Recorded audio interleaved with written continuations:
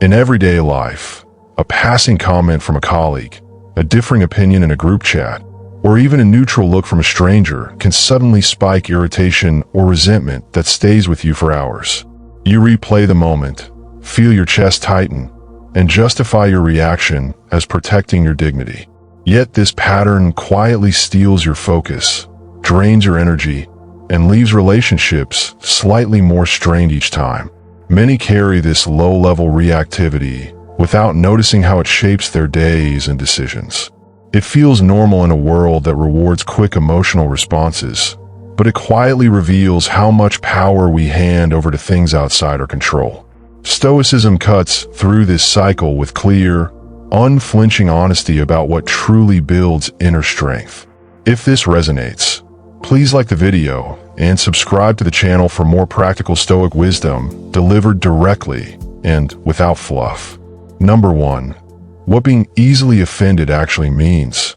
Being easily offended is not a sign of depth or moral superiority. It is a practical signal that your sense of self rests too heavily on external validation and the opinions of others. The Stoics taught that true character rests on internal virtue, wisdom, courage, justice, and self-control, rather than on how people treat you in any given moment. When a remark wounds you quickly, it shows that you have tied your worth to something fragile and changeable. This attachment creates unnecessary suffering because other people's words and actions belong to them, not to you. Recognizing this truth is the first step toward freedom. The mechanism is straightforward. An offense occurs when you judge an external event as bad for your character.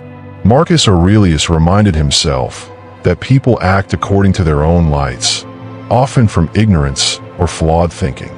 Your emotional reaction adds a second layer of judgment that turns a neutral or clumsy action into personal harm. This second judgment is always within your power to withhold. Training yourself to pause before adding that layer separates the Stoic from the reactive person. The weakness lies not in the trigger, but in the automatic acceptance of the trigger as defining.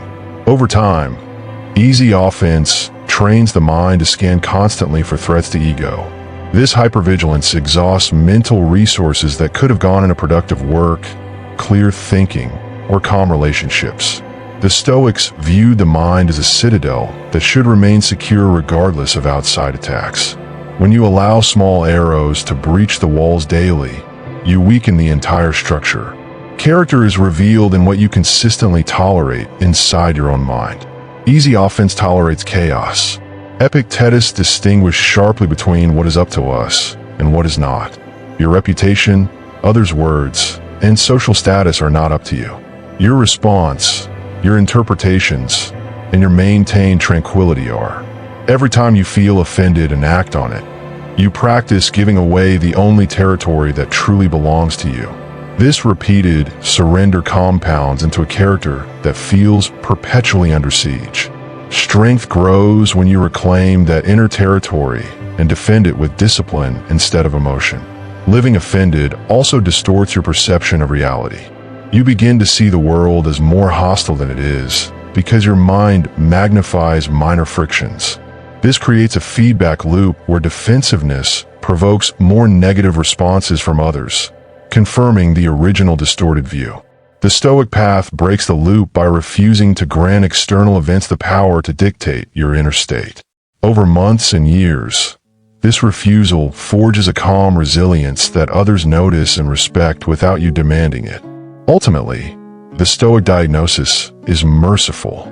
It does not shame you for past reactivity. It simply points out the mechanical truth. Being easily offended is a curable habit of thought, not an unchangeable personality trait. By studying your own triggers honestly, you gain the leverage needed to change. Character weakness exposed becomes character strength and development when met with consistent practice. Number 2, the hidden cost to your life and relationships. Easy offense quietly erodes trust in relationships. Friends and family begin to walk on eggshells, editing their words around you. What feels like protecting your feelings actually pushes people towards superficial conversation or distance. Over years, this creates loneliness disguised as principled boundaries. Stoicism values honest connection based on mutual respect for reason, not constant emotional management of one another's egos. Professionally, the cost appears in missed opportunities and stalled growth. Leaders and colleagues avoid giving necessary feedback to easily offended people, leaving them with incomplete information and slower improvement. The Stoics emphasize continuous self-examination and learning from criticism. When offense blocks that input, personal development slows dramatically. Your career suffers not from others' words, but from your refusal to use them as data rather than attacks. Mentally and physically, chronic offense keeps the body in low-grade stress. Cortisol levels stay elevated, sleep suffers, and focus fragments. The mind trained in offense spends hours rehearsing conversations that already happened, robbing presence from the current moment. Seneca warned that anger and resentment are forms of temporary madness. Repeated often enough, they become a stable baseline that feels normal but costs years of effective living. The moral cost is subtler but deeper. Easy offense often masks a desire for control over how others see and treat you. This desire conflicts with justice because it prioritizes your feelings over truth or fairness. A Stoic character seeks to respond rightly regardless of how it feels in the moment. Offense pulls you toward retaliation or withdrawal instead of measured response. Each choice reinforces either strength or weakness. Social media has amplified these costs by providing endless opportunities for offense. Every post or comment becomes potential fuel. The Stoics had no such environment, yet they still warned against caring too much about popular opinion. Today, the principle remains identical. Your character is judged by how you allocate your attention. Feeding offense through constant exposure weakens resolve and scatters energy. In the long view, the person who refuses to be easily offended gains a rare reputation for steadiness. People trust them with hard truths and important responsibilities. Relationships deepen because interactions stay substantive rather than fragile. This outcome is not luck, but the natural result of disciplined attention to what truly matters. Your own reasoned responses rather than others' careless ones. Number 3. Philosophical roots. Why the ego craves offense. The ego constructs an image of the self that needs constant protection. Offense feels justified because it defends that image, yet the Stoics saw this as mistaking reputation for reality. Your true self is the rational faculty that can choose assent or dissent to impressions. When you automatically assent to "this harms me," you surrender reason to emotion. This is the core weakness Stoicism targets. Pride often hides behind offense. We believe we deserve better treatment, and any shortfall feels like injustice. Marcus Aurelius practiced viewing himself as one citizen among many in a vast cosmos, reducing the inflated sense of personal importance. This cosmic perspective dissolves many offenses naturally because most slights lose significance against the scale of existence. Humility, in the Stoic sense, is accurate self-assessment, not self-abasement. Fear of vulnerability also fuels easy offense. If I admit a remark contains partial truth, I must face my own flaws. Offense avoids that discomfort by shifting blame outward. The Stoic alternative is to welcome exposure of faults as free education. Epictetus encouraged students to seek out criticism precisely to strengthen character. This willingness separates the philosopher from the merely reactive person. Social conditioning reinforces the weakness. Modern culture celebrates sensitivity as authenticity and frames offense as moral alertness. Stoicism offers a counter-education. Real authenticity lies in mastering impulses, not indulging them. The strong character feels the initial sting, but refuses to let it dictate action or mood. This mastery brings genuine freedom. At the deepest level, easy offense reveals a lack of trust in your own virtue. If your character is solid, another person's opinion cannot diminish it. Seneca wrote that the wise person remains unchanged by praise or blame. Building that inner stability requires deliberate rejection of external definitions of your worth. Each time you choose not to take offense, You cast a vote for self-mastery over ego protection. This philosophical understanding transforms the problem from emotional drama into a clear training opportunity. Every potential offense becomes practice ground for strengthening the ruling faculty. The weakness, once seen clearly, motivates consistent effort rather than self-pity or defensiveness. Number 4. Practical Stoic training methods to overcome it. Begin each day with a premeditatio malorum focused on social interactions. Mentally rehearse possible rude comments or disagreements and decide in advance that they will not disturb your reason. This preparation reduces the shock value and makes measured response more automatic. Repetition rewires the habitual mind. Use the dichotomy of control as an immediate diagnostic tool in the moment. When irritation arises, ask silently, "Is this within my power?" The other person's words are not. Your judgment and response are. This single question creates the pause needed to choose wisely. With practice, the pause lengthens and the reaction weakens.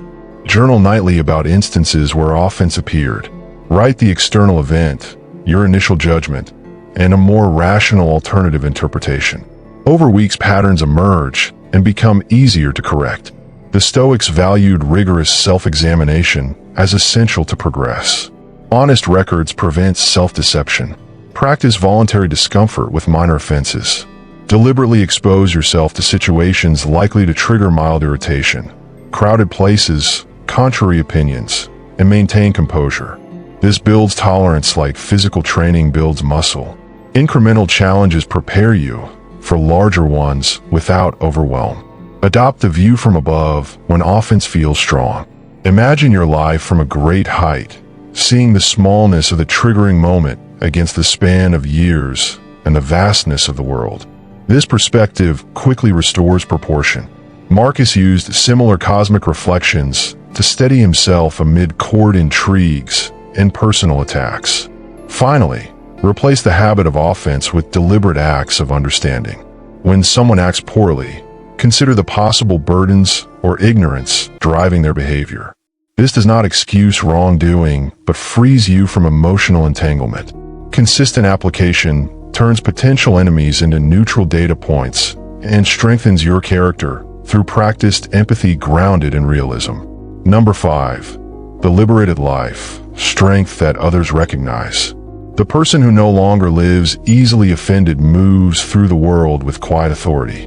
Their energy stays available for meaningful pursuits instead of defense. Relationships become richer because interactions focus on ideas and cooperation rather than emotional negotiation. This presence itself becomes influential without effort. Inner tranquility grows noticeably. Days contain fewer emotional storms and more steady progress.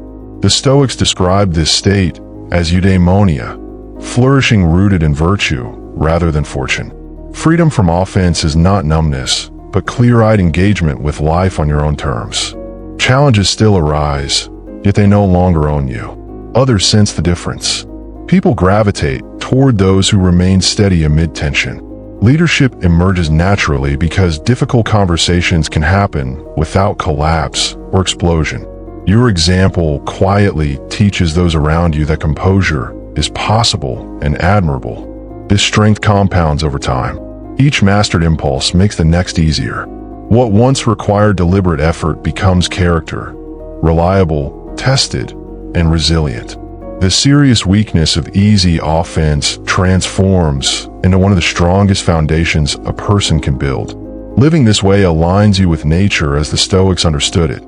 Rational, social, and self-determining.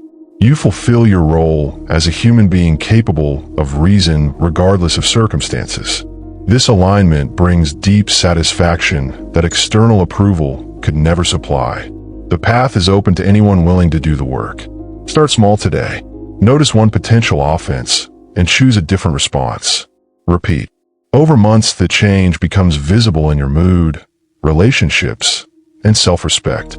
This is the Stoic promise. Real character strength is always available through disciplined practice, and it begins the moment you stop surrendering your peace to the words and actions of others. Number 6. Common misconceptions about being offended. Many people confuse being easily offended with having high standards or strong values. In reality, Stoicism teaches that genuine moral standards are expressed through calm, reasoned action rather than emotional reactivity. When offense becomes your first response, you are not upholding virtue, but outsourcing your inner state to the behavior of imperfect people. This misconception prevents growth because it frames weakness as strength. True character shows itself in the ability to hold firm principles while remaining undisturbed by how others fall short of them. The Stoics repeatedly emphasize that external events test us, and our response reveals whether we have internalized philosophy or merely admired it from afar. Another widespread error is believing that showing offense protects dignity. In practice, the opposite occurs.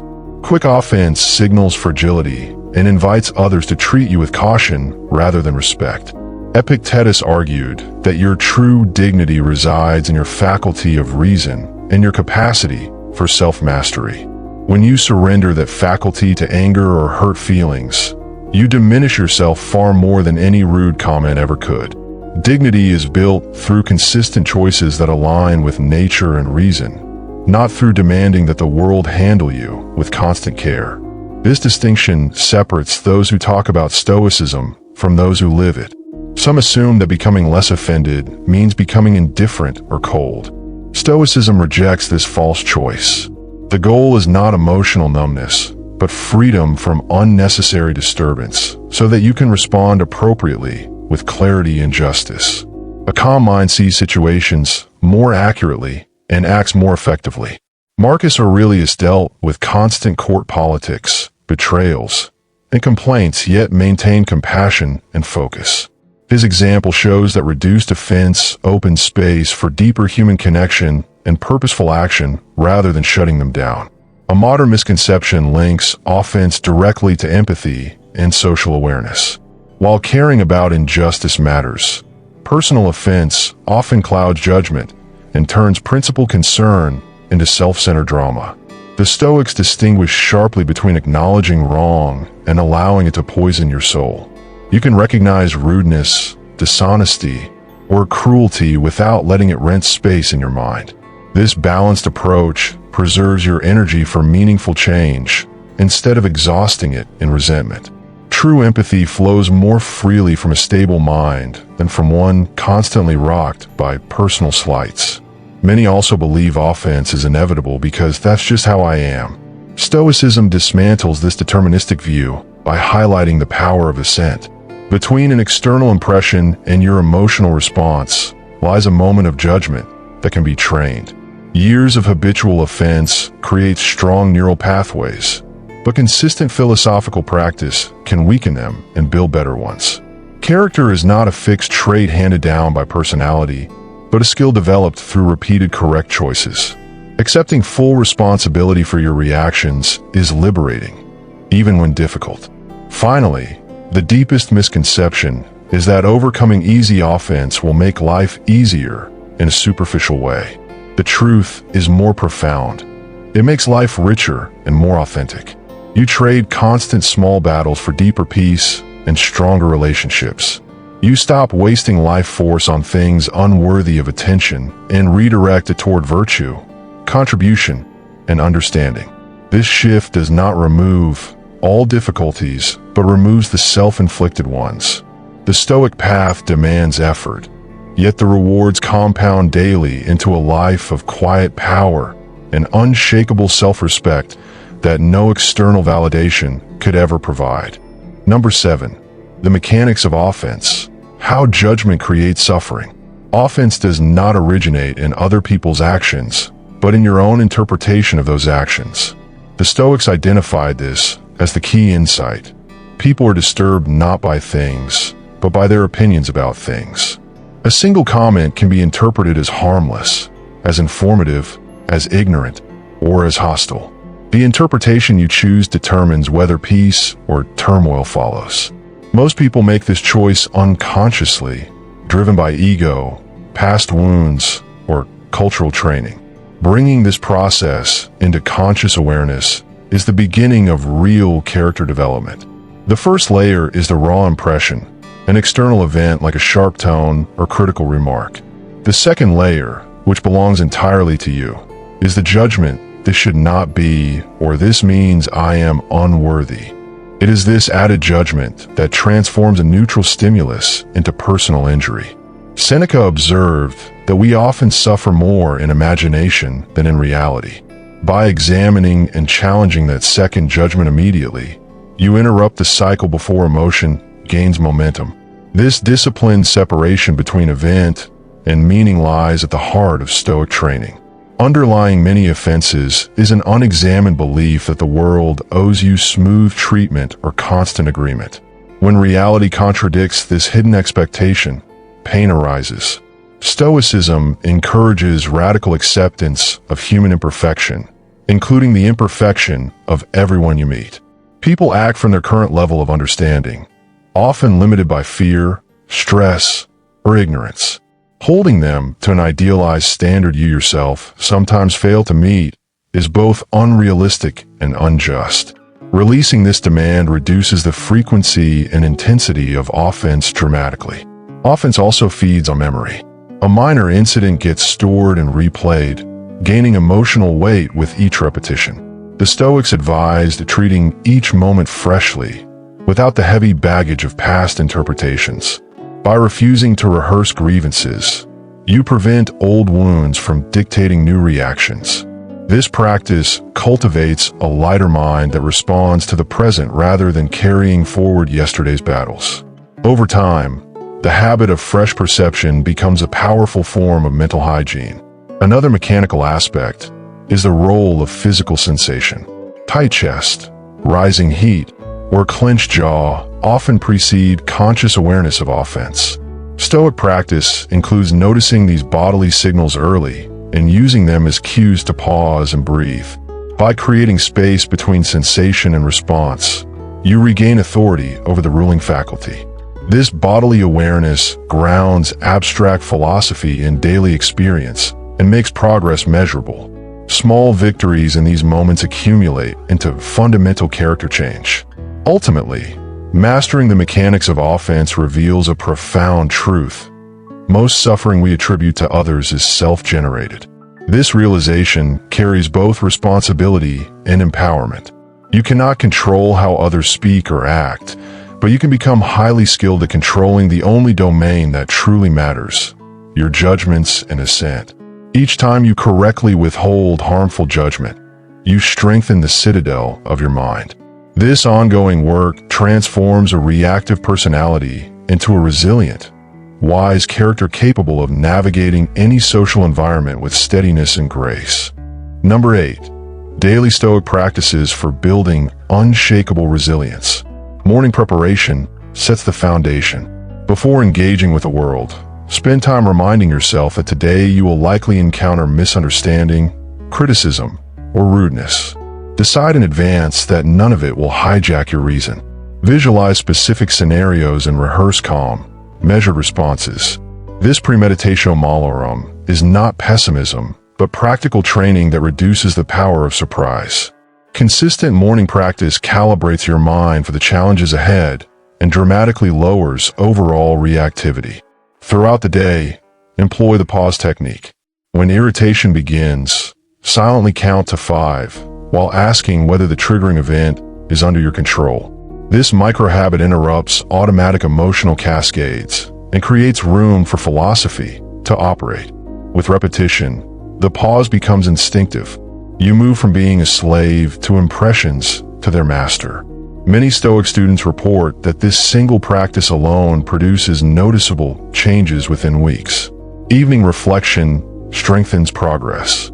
Review the day's interactions without self-judgment. Note moments where offense arose, identify the judgment that fueled it, and rewrite the story with greater rationality. Ask what virtue was tested, patience, humility, courage, and how you responded. This honest accounting, modeled by Marcus Aurelius in his Meditations, turns daily life into a school for character. Over months, patterns become clear and weaknesses transform into deliberate strengths. Voluntary exposure builds tolerance. Intentionally seek out mildly challenging conversations or environments that previously triggered you. Maintain composure and observe your internal state without attachment. This controlled practice functions like resistance training for the soul. Start small and increase difficulty gradually. The goal is not to become emotionless, but to prove to yourself that you can feel the initial impulse and still choose wisely. Language discipline supports mental discipline. Replace phrases like, "I can't believe they said that," with more accurate ones such as, "They chose those words. I choose my response." Precision in speech reflects and reinforces precision in thought. The Stoics paid close attention to how words shape perception. By editing your internal and external dialogue, you weaken the habit of offense at its root. Longer-term practices include reading and rereading core Stoic texts, maintaining a journal dedicated to this specific weakness, and finding a like-minded accountability partner.